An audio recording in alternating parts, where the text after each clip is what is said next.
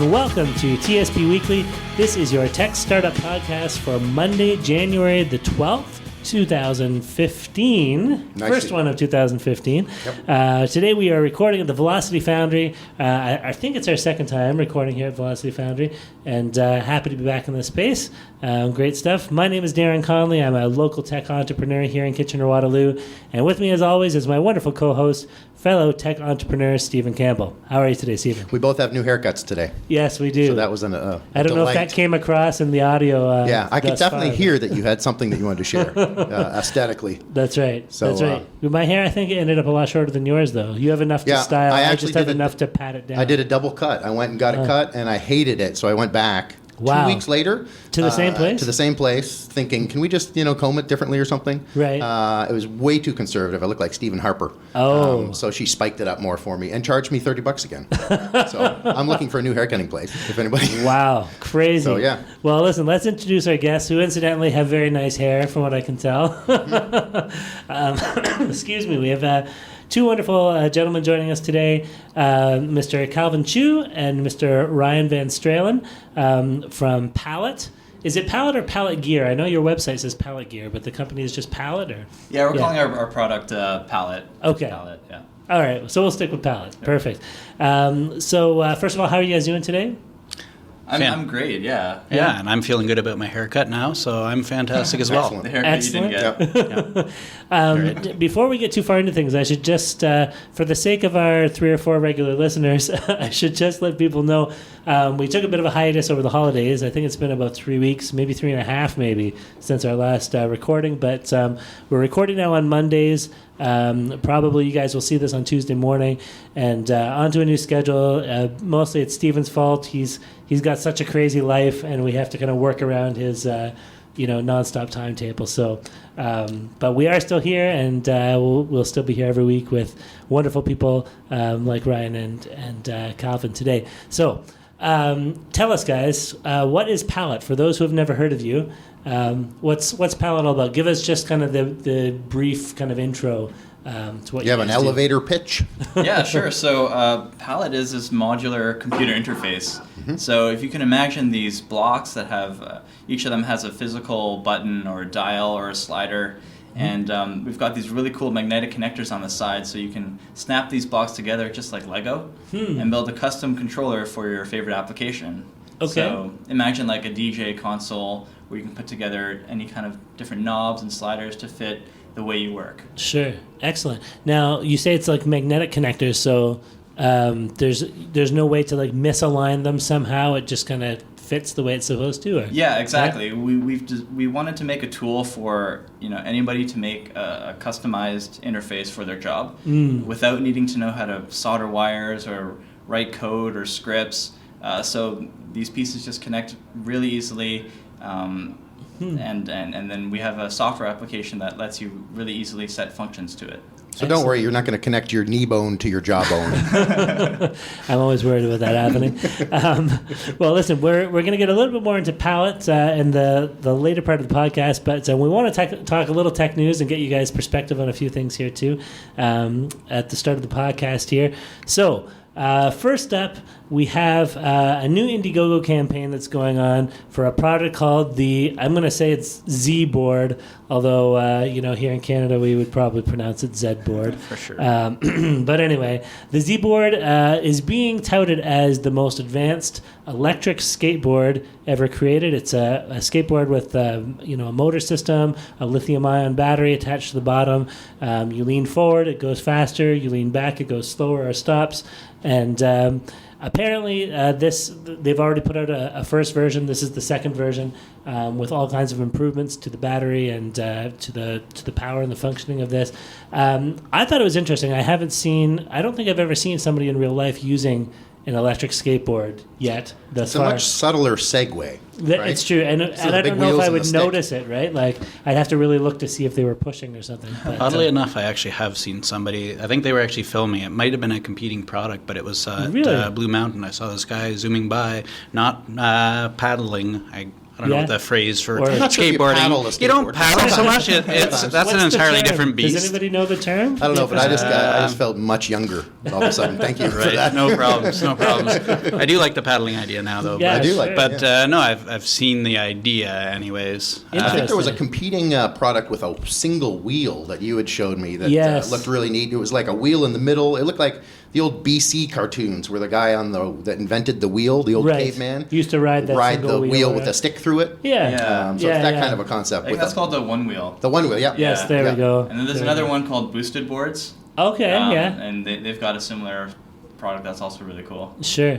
We wanted to have some hardware stuff on today since you guys are hardware in the hardware business. Awesome. I should admit, I've never, maybe once or twice in my life have I ever stood on a skateboard, like electric or otherwise, and decided fairly quickly I would probably kill myself if I spent any more than that amount of time on one. I just got made Yeah. fun of because I pulled out a paddle, and then people yes. were wondering what I was doing. But I'd ask a bit about the life jacket. What's the life jacket on right, before you right. got to it?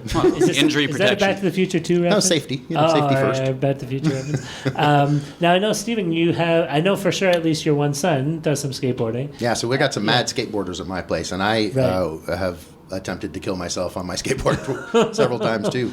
Sure. But I've got a couple guys. They do a lot of scootering, which is a skateboard with a handle. Yeah, sure. And that was an interesting conversation to hear grandmother asking the skateboard shop where the handles are for the skateboards. Right. They don't really carry them there. Right. So there's a whole bunch of different products, but they're all powered. So the kids in the neighborhood did get the powered scooters, and I kind of resisted that because we had 3 or 4 versions of scooters and skateboards and stuff. But my son is trying to do some tricks and record them and get sponsored by a local skate company. Wow. So this, for him, I don't know. This almost gets into my zone where I can see myself. I live just down the street from Conestoga College, and as a student, I'm zipping back and forth when I have a couple hours between class. Yeah. So I could see a student using this, or even a mature student using it, because it's a little safer, a little less skateboardy. Yeah. If I have to take a foot off to paddle, I could get in trouble. Like, I want both feet on the skateboard at all Sure. times. So I Sure. can lean forward and lean back and not look too funny. I think. I think you should let us who are seeing you be the judgment. Thank But you. yes, fair enough. I'm a marketer. I like to plant that idea Of course, out yeah. in front. And when I see the different versions, and that this is round 2 of this, and they sold out quick, and they've funded this Indiegogo campaign ahead of their goal. Yeah, they were trying to raise 50,000 and they've already hit 167,000 with Still have some time left. 25 days left still on the funding. So, triple your target is not a bad place to be with almost a month left to go on the campaign, I think, right? Now, What are you going to do with all that money now? You only I'm needed sure 50. they've got to have hopefully some other plans for more money. But I was going to say, like I said, I've always been afraid of like literally killing myself in using a skateboard. But in watching their promotional video here, I thought, I was almost sold Yep. as a device that I can effortlessly, be propelled to my destination, and then when I arrive there, pick the thing up and carry it. It's not like with a bicycle where I have to chain it up somewhere and You could put it worry beside about your whatever. desk. Yeah, you could under even your or desk stick almost. it in your backpack or something, even if you wanted to, right? But it's very portable, and I like that idea of having a portable transport device that I can just kind of whip out and off I go. Especially like you said, as a college or university student, maybe zipping around campus if they allow that, or On your getting, portable transport device. yeah, or to and from, like if it's a short commute to your workplace or whatever, I could see something like this being handy. Not so much in the Canadian winter, but definitely in nicer weather. So this iteration, they've waterproofed it, or not waterproofed, sorry, splash-proofed it. Right. So some people in the UK were excited about getting that because it rains a lot. Sure. So they could go through the occasional puddle. Right. So it's interesting to see the refining they've done with the product. They've added some LED lights, brake lights, and a headlamp. Yeah. They've got 2 versions now: the ZBoard Blue and the ZBoard Pearl, which is sort of a high-end wood and trimmed out, decked out version. Excellent. They're each at around $1,000 to get into them. Really? And I should have think the looked ladder in. goes a little longer as well, right? Yeah. Yes. Apparently, yes. Now, I should ask Calvin, have you done any skateboarding in your past? Was that part of your experience? Not too much. I really love snowboarding, though. That's probably my favorite pastime. Do you think, is it safe to assume that the skills of one might carry into the other? I don't know. Maybe, but I think it would still take some practice. Bit of a learning curve, yeah, exactly. Fair enough. Snowboarding is another one of those things that I thought I'd probably kill myself. I've skied a few times, but... well, you never know. And they have that. Yeah. They have powered snowboards to get back up the hill. It's called a lift ride. So right. It's just a sit. Sure. So there's not really a market opportunity there that I can see. You want a powered snowboard to go back up the hill? Put like a fan on your back or something. Yeah, there you go. Yeah. Generate some power as you're going down. I feel like I could confidently ride the lift. It's the going down the hill. Getting on and off. Yeah. I've seen some disastrous entries and exits. Fair enough. So those would be... Just make sure I've got the camera rolling when we do that, Darren. That would be fun. Absolutely, man. Yeah, well, it'll make some great... background footage to why we're not recording that week. TSP hits the slopes. Because I've broken several bones and we have to skip an episode. Well, let's move on here, guys.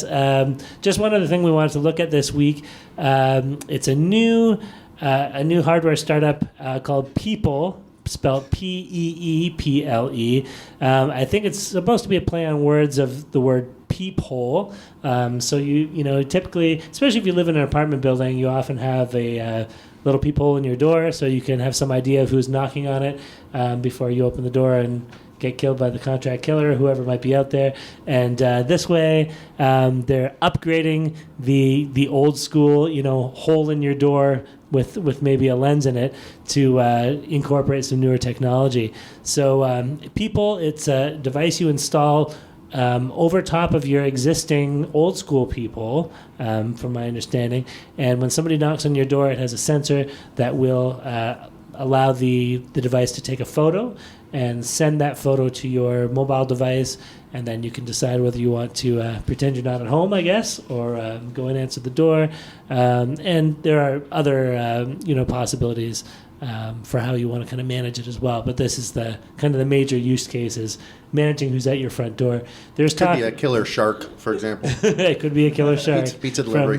From SNL, right? Those were great times, those skits. But, also talk of things like being able to kind of mind what's going on in front of your house, maybe even if you have kids playing out there or whatever. This is...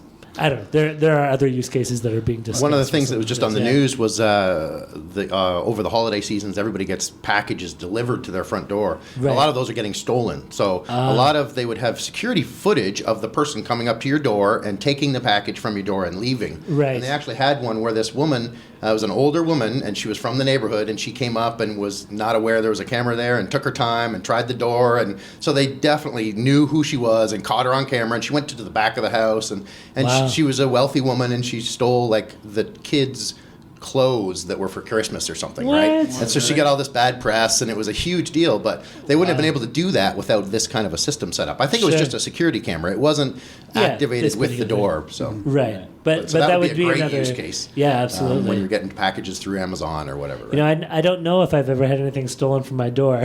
I don't remember expecting something and not receiving it. But, did you get those slippers I sent you? I didn't. Maybe I've been a victim. Somebody's enjoying them. Where they went. Somebody must have stolen them.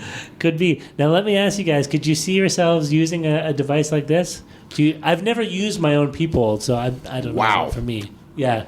But very few people knock on my door. A couple of things kind of occur to me. One, I live in an apartment, and deliveries happen, but there's a secondary door, so it wouldn't be that useful in that respect. The other is that from the inside, because this mounts to the inside, I'm wondering if you can just use it as a peephole if that thing's installed over top. Right. You can actually see through, or if I've got to look down at my phone to see who's on the other side when I just want to spy on somebody down the hall, see what they're doing. That's a good point, actually, yeah. Because you might eliminate your old school people ability. That's right. My old school people. Yeah. By putting this on. Right. Yeah. Fair enough. Sorry, Calvin, did you have something to say? Yeah. I'm not sure. I move around a lot, renting different rooms and stuff, so I don't know if I would invest in something like that. So there's another question, like how portable is this device? Once you have it installed, is it easy to kind of pluck it off the door and attach it to your next place, I wonder, right? Right. I think they did mention that part of their market was rental units, so I would imagine their kind of market is get landlords to install this so that they could watch some of the comings and goings. Because I believe the other functionality that it had, to the point about having kids, was it has an accelerometer in it and monitors rotation of the door. Yes. Although I don't quite understand. So you open this door and it activates. So you get a fisheye camera, presumably inside, is what it's going to capture as the door is partway open. Unless it's like time to know when it's closed, and then it takes a picture of your kids running away. Right. That's a good question. If the door had an accelerometer, you could probably tell my son versus me opening the door, because it would accelerate at a very different speed, despite my many warnings and lectures.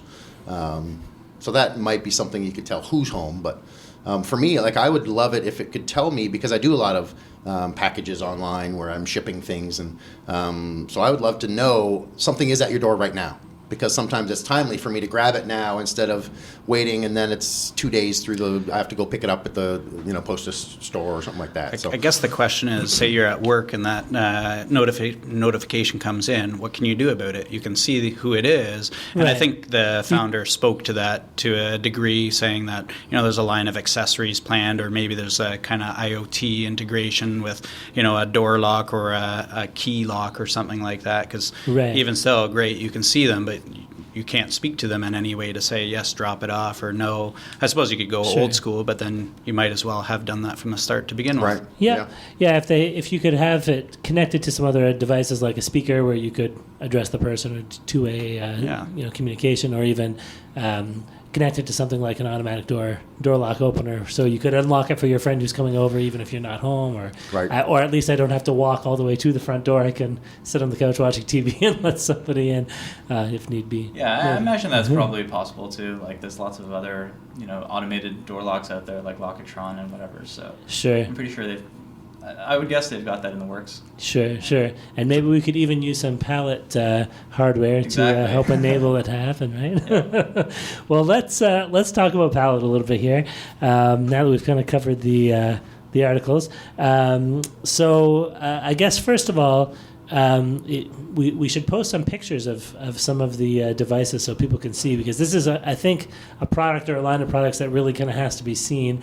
But for the sake of people who are only listening, from the audio side, what I guess, how many different types of hardware do you have set up with the pallet system? I've seen a dial. I've seen kind of a I don't know what you call that, slider, yeah. Yep. And a button. Yeah, a button. What else is a power in the list? module. Yeah. So right now we've got those 4 that you've just listed. Oh, okay. Sure, we got them all. Exactly. All right. You guys have done your research, but in the future we want to add more and more modules to the lineup. Okay. So one really exciting thing about our Kickstarter campaign was the dialogue that we got from our backers, and it was great hearing all these different ideas of how they would use pallet for themselves. Sure. And that's exactly what we wanted. People to take these, this platform of different input devices and really make a tool for themselves. Sure. So did you get a whole bunch of different user stories then? Yeah, like there's some people that did a lot of film editing and color correction, and they wanted things like trackballs to do their color grading. Some musicians wanted pedals so they can start recording, or have guitar loops, and that's all really possible with the system that we've designed. Wow, that's awesome. Now, excuse me. I wanted to ask a little bit about how you got started and these kind of things as well too, but I had another question just as you were talking. It's completely slipped my mind.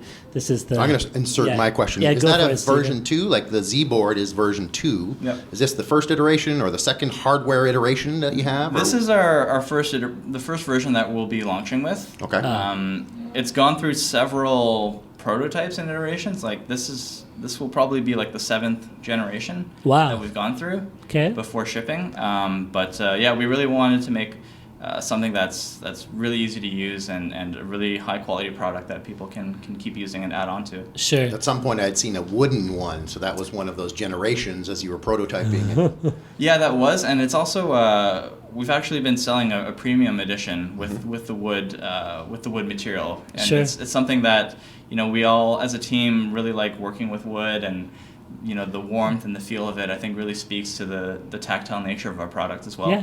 It feels a little classier, maybe. Yeah, a little Yeah. old school. Sure. Yeah. I remember I was going to ask just about the Kickstarter campaign. So tell me about the campaign. How did that go? Like, how much what was your target, and how much did you end up coming out with? And that sort of thing? We set a fairly higher goal of 100,000. Okay. And we ended up raising 158,000. Oh wow! Excellent. And it was really exciting. I guess the day before we launched, we all kind of like looked at each other and said like, okay, here it goes, right? And stood on the edge of the abyss and yeah, looked over. exactly. And when it went live and we got all these orders pouring in, we were like, wow, this is crazy. Like people actually, really want what we've been working on and spending so much time on. So that was just a great feeling. Sure. That's excellent validation, right? To Yeah. get that from the market. So I'm assuming a lot of that money came through as pre-orders, which means you're on the hook now to actually build a whole bunch of the stuff and send them out. For sure.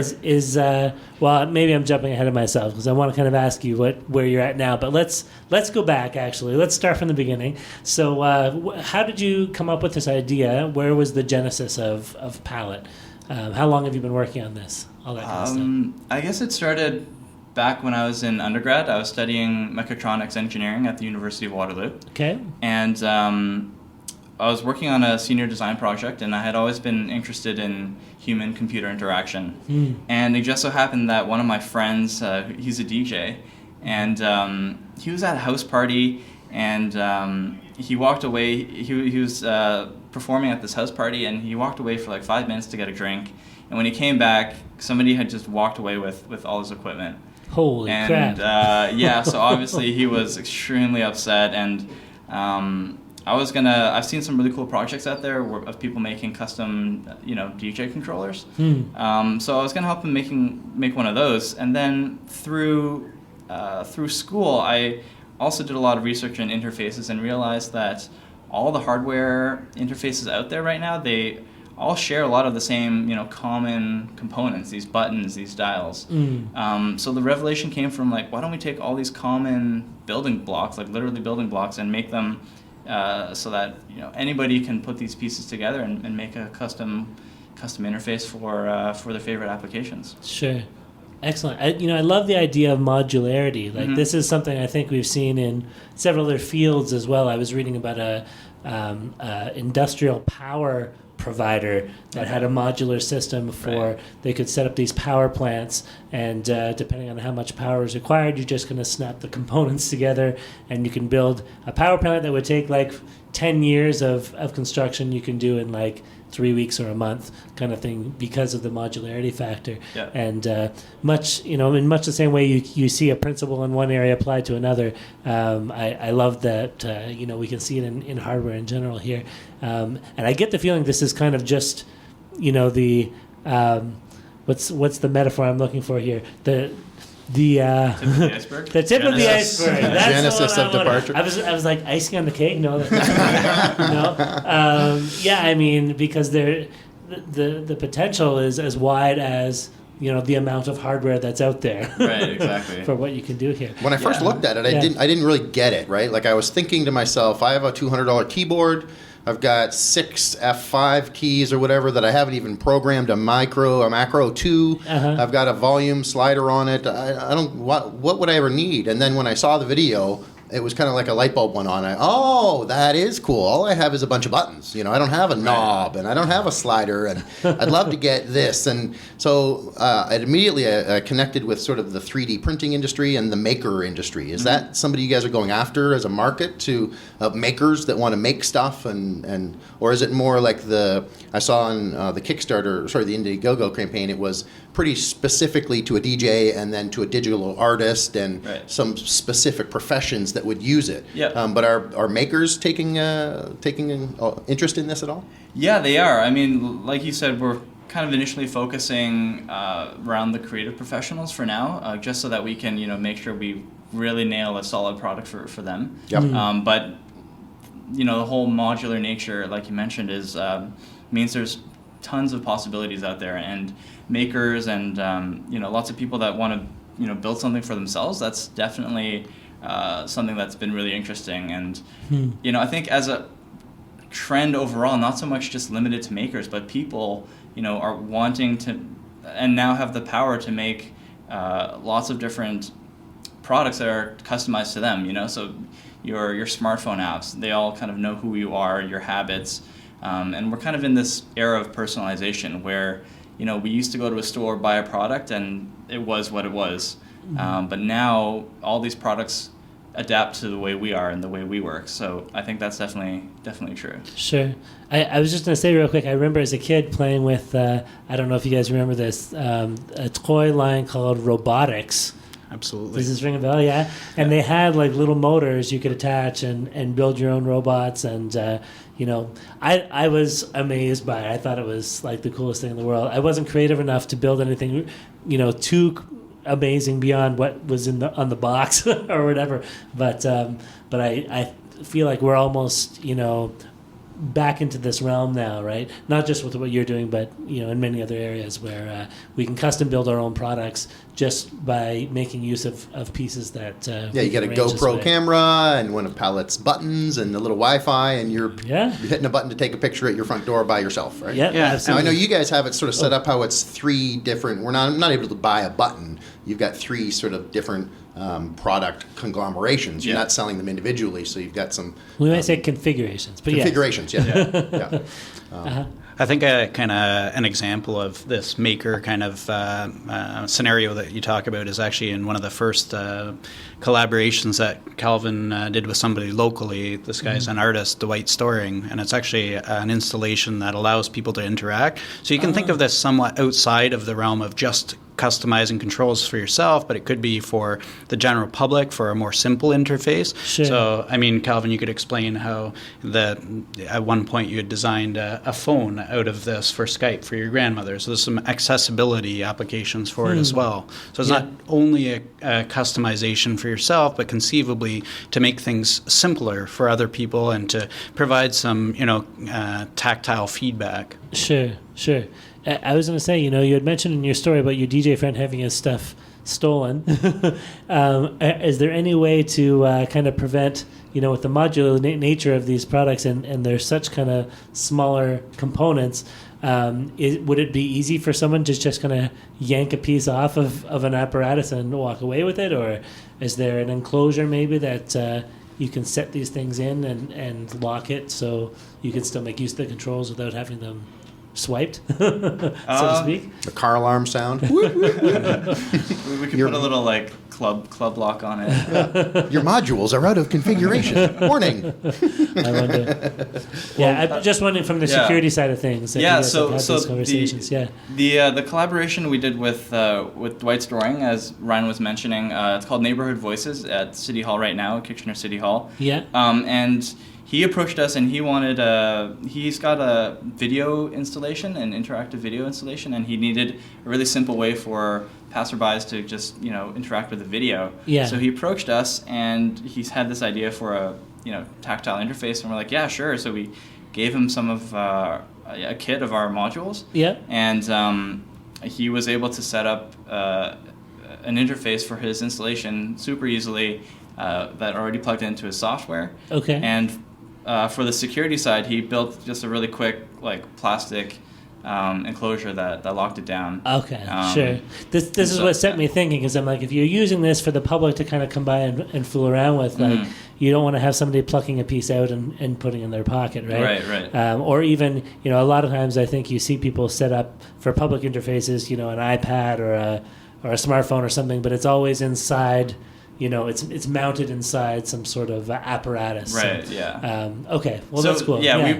We primarily designed it for the desktop workstation type of environment. Sure. But it'd be pretty simple to lock it down if you needed to. Sure. That's one of the challenges as a startup, because when you talk to people, part of that is you want that discovery, but part of it is no, we can't get off down that path, right? And you really have to stay focused on what you want to do and what your target market is, and there are a lot of good ideas when you're like, makers are great, but next week, next year, everything has to happen in its time, right? So getting back to the story, now you got the initial idea, working with your friend who is the DJ, to get something put together. Was this was this your final year project? It was. Yeah? Okay. And then we presented at the Mechatronics Symposium. Okay. And we got a really great response, actually. We had a few demos set up with Photoshop and with some games, and people really seemed to like it. We got a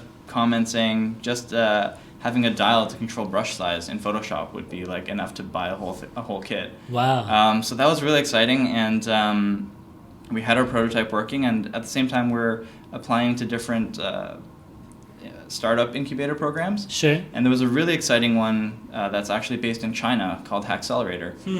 So we ended up getting an interview with them, getting an offer. Wow. And so later that summer we packed our bags, flew over to China, and spent the summer there. Wow. Awesome. And, whereabouts in China? It's in Shenzhen. Okay. Basically, the manufacturing hub of the world. Right. Like all the iPhones get made there, and pretty much anything you can imagine kind of comes out of there. Wow. So we learned so much about manufacturing and supply chain and logistics. Sure. And we got all these prototypes made. Right. And it was a really good learning experience. And is there potential then for mass production? Did you make those connections? Yeah, that was exactly it. And that was the plan. So after that, we came back. We launched our Kickstarter. We were in San Francisco for a bit. Okay. Came back to Kitchener-Waterloo and kind of set up base here. And why back here? After being in China, after spending some time in San Francisco, why did you end up back in KW? It's the maple syrup. I think Ryan talked about that earlier, did he not? It did. It was part of my breakfast. Sure. But no, seriously, it was really about the community. Okay. Like, even before, going off to China, in the early days of starting Palette, these other founders around here have been super helpful, and just getting their advice and their connections and their network, was really, really great. So I think Kitchener-Waterloo is, the best place to build a startup right now. Okay. And we also know that we'll always be flying between China and San Francisco. Two of our guys, Fred and Ray, are there right now. In which one? In China. Oh, in China. Yeah. Okay. Wow. So excellent. And then we go around the world, but we always call Waterloo home. Okay. Yeah. Now, just to get fill in a little bit of detail here. So, your time in China, your time in San Francisco, and the end of your undergrad. How long ago was it that you finished school? That was the summer of 2013. Okay, so about a year and a half ago. Yeah. So you've been at it kind of full time post undergrad for a year and a half. Yep. And what about the team? So you've mentioned you have a couple of guys that are overseas still.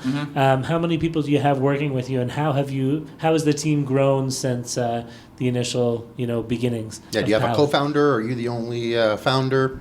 We had a co-founder originally, and unfortunately things didn't work out. Fair enough. But now we're a team of 6 people. Okay. And we hired our first co-op student last fall. All right. So that was a pretty interesting experience too. Sure. Where all of us were originally co-op students and kind of being on the other side of the table. Yeah. Cool. And what were they doing? Like, what was their role? The co-op role? Oh, Ruby on Rails. She was a Waterloo CS student, computer science, and she was helping us develop a lot of the plugins that we'll be launching with and our desktop application. Gotcha. Cool. Yeah. Okay. Cool. All right. So you had your first co-op student last year. Great. And you said there's 6 of you now altogether. That's including the 2 guys who are overseas? That's right. Okay. And so 4 of you here in KW still doing the work? Yep. And what kind of roles then do you guys all play? Do you have like a marketing person, or do you have That'd a dedicated, be me. Yeah. So we call it community and marketing, because realistically this product is really about the community that uses it and all the ideas that they come up with. So it's as much community as it is marketing. So that's my role over the last 2 months thus far. And you just joined in November, I think you said. I did, because I was fascinated by the product in and of itself. I just wanted to find a way to get involved, and I had a really good sit-down discussion with Calvin, and as you can tell, he's passionate about the idea. I can see a variety of use cases for this. So having a fine arts degree myself, I come from the kind of creative side, but maybe with a bit of a bent to the kind of techno, wanting to kind of make my interface as customized as possible. So something that I feel innately fits with my personality. So I'm excited about it. And Oh, geez. So what are you, two slider, one button, and one knob guy? Or what's like this weekend, I was, I guess a term I just learned, dog fooding it. Eating your own product. Right. Using your own product. So I was listening to a previous episode, were you? Actually, I was. But it's come up a couple times. It's something that we mean to do.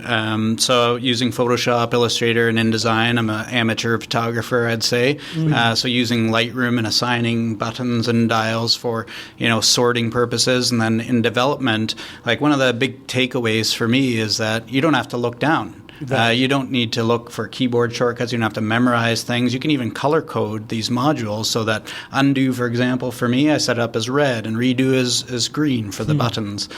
You can toggle through ratings, stuff like that. So there's, in terms of dog fooding, and it's the really exciting part of my job. Any big discoveries or epiphanies in the eating of your own dog food? It's just the switching from picture to picture, getting a better feel for it. So, for example, there's 3 sliders in the configuration that I was using. So I like to assign those to things like HSB or RGB. One thing I was actually playing around with, obviously I use a Wacom tablet as well. I actually like this a little bit better because as I'm going, I can change brush size.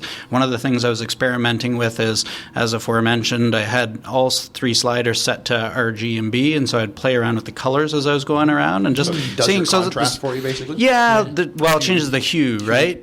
So there's this dynamic thing that's happening, but it's tied to a tactile kind of function, as opposed to with a keyboard with these gross, coarse adjustments. You've got this granularity, and so I can think of all kinds of things that are going to benefit from kind of this instantaneous feedback, and not to mention, like you set something for a setting and then look away and exactly when you put your fingers back on what you need to do to adjust the next thing. So I can picture going through a bunch of photographs that were underexposed, for example, and you're going to know immediately, I got to grab those highlights or shadows and adjust them. So there's I think more epiphanies to come.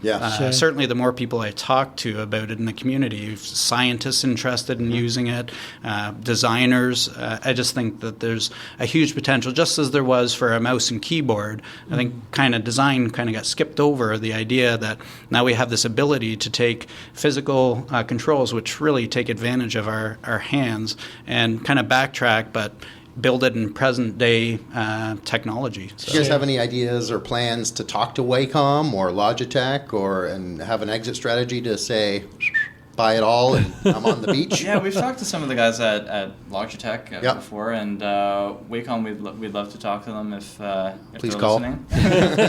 But yeah, we think we fit really harmoniously with these other interfaces out there, and definitely we're aligned in creating these awesome tools. Nintendo, please call. Yeah. So is it a good time to be in the hardware startup realm of things? I know hardware is kind of seen as the sexier area of the tech startup world right now, I think, because there is so much software out there, but there's hardware is much fewer and it catches your attention a little bit more. But how have you found it? Have you found there's been a lot of support? Have you found that it's extra work to kind of make things happen, or what do you think? I think it's definitely becoming a bit more accessible. Okay. Like there's prototyping tools that are much more easier to get physical things made, like 3D printing or lower cost in CNC machining. And then I think other services like Hackcelerator, where it makes China less scary, definitely help. Sure. But overall, it's kind of like the whole end-to-end solution. Like even with a hardware product, a huge part of it is software, and that's especially true for us as well. Sure. So we spend a lot of R&D on our applications and our plugins and integrations. Right. So you don't really see yourself as hardware then, because it's hardware and software? It's like, hardware is an aspect of it. It's really annoying. Just like marketing sometimes. Is an aspect of it or anything else, right? Exactly. Yeah, but it is good when you do have a product you can see and touch and hold. Yeah. I mean, especially when you're doing a crowdfunding campaign, I think those types of products go a lot further when you can demonstrate something and when people can imagine themselves having this thing sitting on their table than some piece of software that's like an abstract concept and it's a lot harder to sell something that way, right? Especially pre-sell something like that. Yeah, I think that's true. And just the physical nature is something that I think we all can relate to. Sure. Yeah. Now, do you do a lot of the software side of things as well, or are you more on the hardware side, or where do you find your... I started on the hardware side and some of the first like early firmware code. Okay. But now I've been transitioning more to like the business and strategy side of things, which is something that I'm really excited about as well, and I enjoy it too. Sure. And you haven't found that a difficult transition? You said your undergrad was in systems mechatronics design? engineering. Yeah. Mechatronics, right. Okay. It is sometimes frustrating because I feel like the other guys are having all the fun. Right. But at the same time, I trust them, and they do an amazing job. So I don't have to worry about that. So can we ask, like, what's the plan kind of going forward from this point? You've got some good funding, you've got some pre-orders, you have devices that need to be shipped. Yeah. Are we on date for February 2015 so far? We are kind of we've unfortunately had to delay because we were hoping to finish our production before Chinese New Year, and then we had some issues where. For FCC and CE certification, where we had to make some design changes. Sure. And so we've pushed it back to April now. Okay. So that is the hard part about hardware. You know, if you need to make a change, it takes months to catch up. The bonus part of that, by the way, is that there's still pre-orders available before April in the short term. So we can still get in. You can still get in for the first iteration. Yeah. And it's always good to get those FCC compliances under, taken care of before you actually manufacture, 1,000 copies.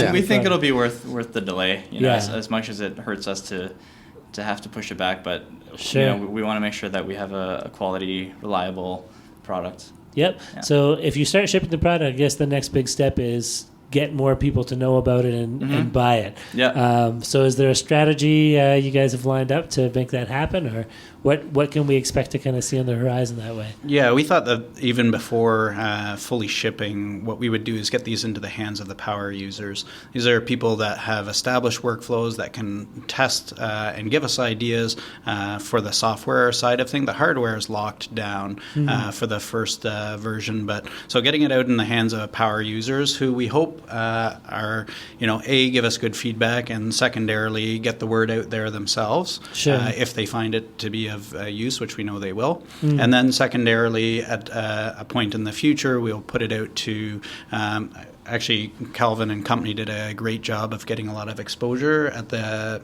Kickstarter campaign stage, and so we'd like to rekindle that to show how far the product's come even since then, and obviously get it out to more of the general public. But we obviously want a super polished product prior to that, so that's what we've been working very hard at.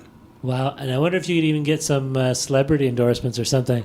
I'm trying to think of somebody who might use that, somebody who's maybe a recording artist or somebody who does some of their own mixing. Or J-Lo would use the wiggle slider.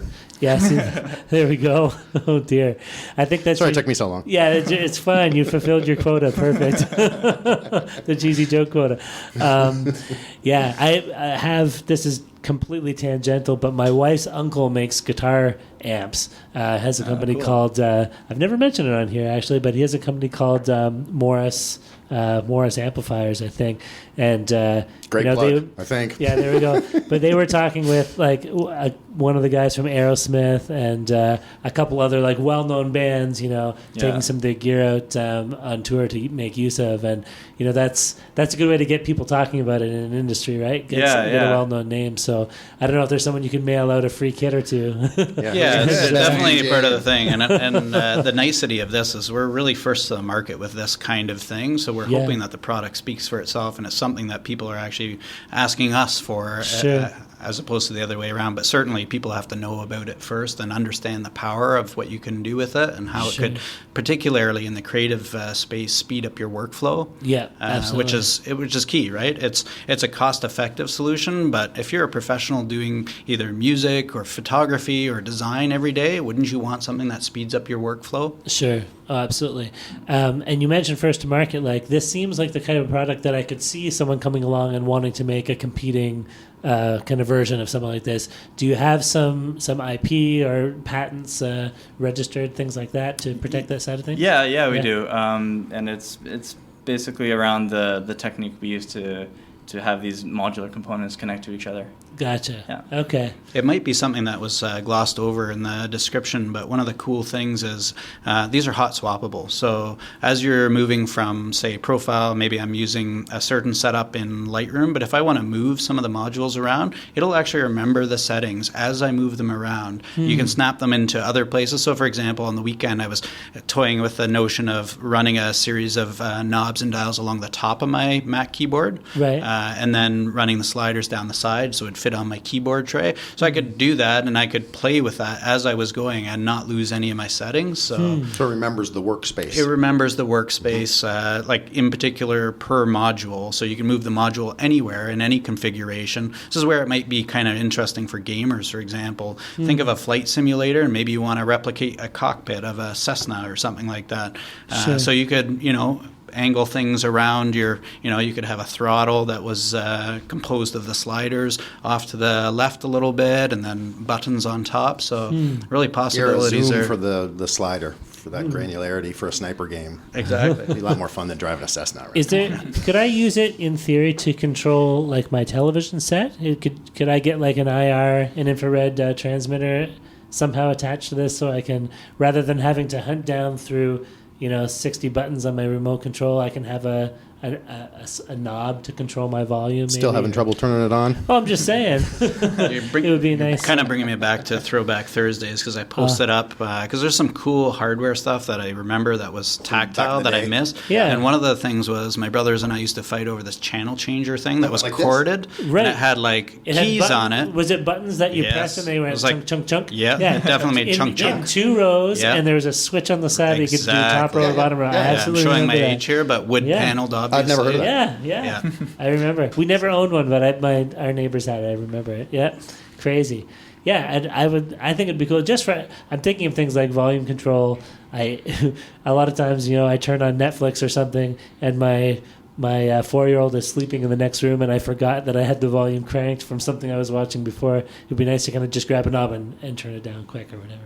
But I don't know. I think that's definitely possible, and we can control definitely on your computer, like your system volume, or maybe Netflix volume. Sure. Yeah. Okay. I do find it interesting, though, that despite the fact that you have this remote control with these buttons, you automatically gravitate to something that has a dial. And I think it's kind of key to recognize is your hands. Calvin explains it probably better than I do, but your hands are some of the most sensitive things on your body, and it's what separates us, really, is the use of our hands. Yep. So it only makes sense that the more kind of controls that we can create for our hands to interact with this great new technology, i.e. computers, the better off we are. Like, it's kind of bringing back the kinesthetic kind of tactile feel to the stuff that we create. Yeah, and I think there's been so much experimentation in user interface in the tactile aspect of it that now we're kind of figuring out exactly what works best for different applications. I was just telling my wife the other day, in our car we have I don't know, it's like a 2010 Corolla,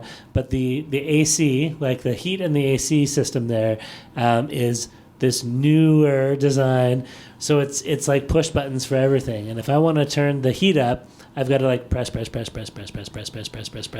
to the temperature I want it to be at, right? Whereas in the old days with the dial, it's cold on one side, it's hot on the other. I can just go shoop, or a quick twist of the wrist, and that's it. Right? Yeah, those were good sound effects. Thank you. You can tell I have a podcast, right? I've honed my sound effects skills.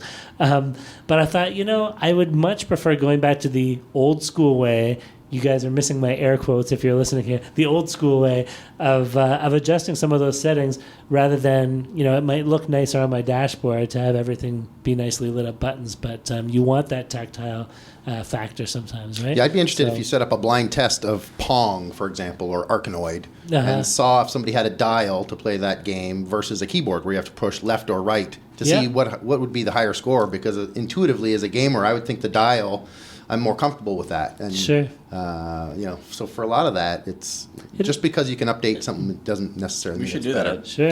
It's a great idea. Actually, I will say the idea has been somewhat co-opted. There was a night shift event, and somebody took Pong and put really big dial controls that size of a record, basically, that you could interact. But it proves your point. It's much more intuitive than tapping a key that has no feedback at all. It's left versus or right. Left and right, a rotation. It makes a huge difference. But that's more fun. It would not be. Pong would never have taken off if it was, here, press these buttons to move these things up and down. Yep. Yeah, but there's a whole other market too to explore, is the gaming market too, right? That's all kinds of user interface, considerations going into that, and I wonder if Palette could make some inroads there too. That could be great. So some sliders and buttons on an Oculus Rift. Yeah, potentially, right? That's another thing too. So I myself and one of my other startup tinkerers have been looking at immersive media and applications with the Oculus Rift. And when you block out so many of your senses wearing a head-mounted device, it's especially hard to kind of realign yourself on a keyboard if that's your only way to kind of interact with your software. But if you had a dial on your ear, dials or something even attached to your wrist or whatever that I can feel and use it that way. Yeah, I think touch is a really important sense that's sometimes overlooked. Yeah, I think that's a really exciting space. Alex checking it out too, right? Yeah. And also one of our engineers, Parth, he's a big gamer as well, and he's got a pretty cool setup with War Thunder, which is like a dogfighting old time war game, right? Whereas you can control a warfighter with Palette. Wow. And that's already working in our first version. Wow, very cool. Yeah. Well, let's before we wrap up, let's just find out, where can we find you guys online if our listeners want to go and check out your stuff. I'm assuming there's a website, maybe a Twitter account and a few other places. Yeah, it's at palettegear.com. We do the gear so that you recognize it immediately as what it is. So. And we're on Twitter. We've got some great examples of some of this, the use cases on our YouTube channel. Okay. So check it out under Palette Gear as well. Okay. Perfect. So, and we can post links to all those places when we put up the podcast, so people can find you. That would be great. And things look good moving forward, I guess. We're looking for some beta users and also more partnerships. So if you mentioned somebody at Aerosmith, tell them to walk this way. Yeah, a friend of an uncle. That's close enough. You never know. Maybe I can set something up. Yeah, and even for when we're doing our recording here, it might be nice to have some more tactile controls that we can incorporate and maybe give you guys a shout out or two as we're using them. That would be great. Yeah. But anyway, well, let's wrap things up here, guys. We're just coming up on an hour, so I think it's a good place to stop. First of all, thank you very much, Calvin and Ryan, for joining us today. Wonderful to have you guys on board for our first podcast of 2015. Dun, dun, dun. The first of many. We want to thank the Velocity Foundry for letting us record here in their space. And thanks to you, our listeners, for joining us on another episode of the Tech Startup Podcast. Please feel free to send us your comments, your questions, criticisms, and feedback. You can reach us at our email address, feedback@tspweekly.com, or you can drop a comment on our website, which is tspweekly.com. So, from myself, Darren Conley, my co-host, Stephen Campbell, and our guests, Calvin and Ryan from Palette, thank you very much for joining us here today, and we'll see you all next week.